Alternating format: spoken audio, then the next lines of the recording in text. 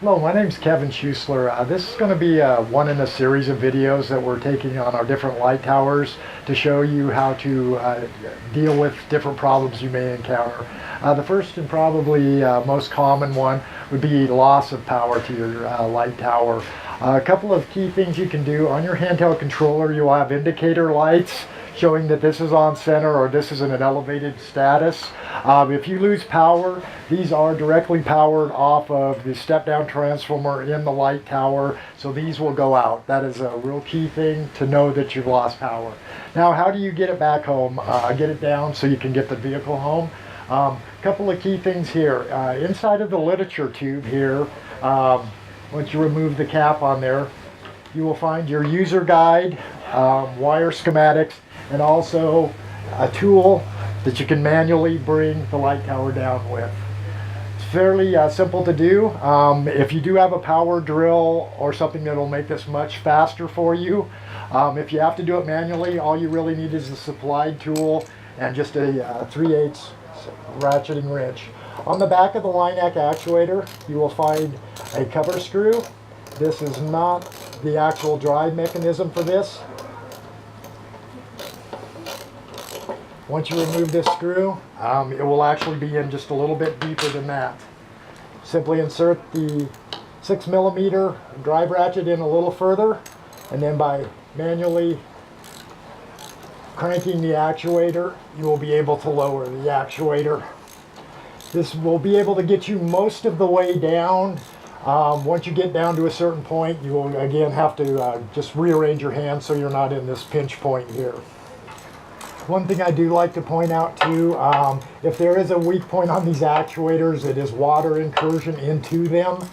Please make sure you put that cover screw back on to keep the water out of the actuator's internal drives.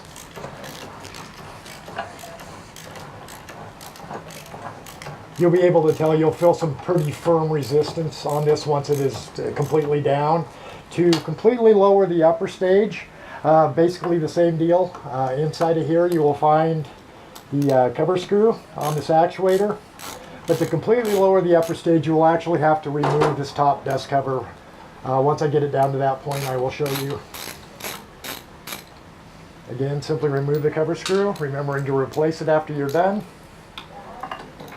Insert the 6mm drive socket and manually bring your light tower down. Another key thing that I do like to point out, if your lamps are off or your rotation is out of assembly or out of alignment, you can manually rotate by very gentle pressure on these. You can rotate these around. Also, the backlights, you can you can rotate these back to a center point. Very slow, steady pressure is the key on these.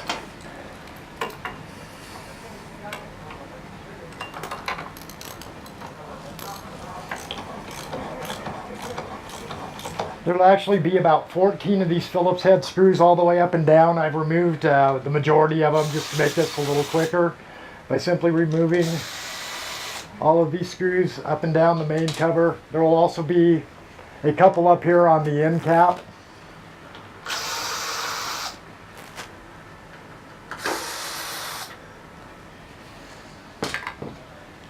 You can then remove your top dust cover.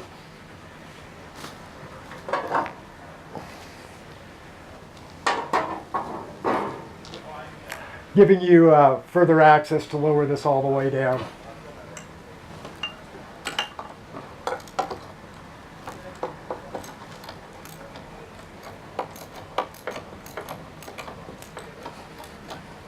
And you'll start to feel resistance when you've reached full retraction on the actuator. That's it. That will get you back home. Once you get there, if it turns out to be a generator, you'll contact your generator people, get your power back up and restored.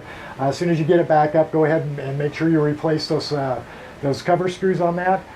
If it turns out to be something in the tower, say the step-down transformer has gone out or some other component internal in the light has gone out, right here on the serial tag, It will be the serial number of the light tower. We live and die by this number. On this one here, it's a CL6515, this being a command light model. It also gives you the bulb lamp information, wattages, also any options as in a backlight, a strobe, or anything else. Very critical information to have. It also gives us contact information, our website, email, and our phone number to call us. Thank you.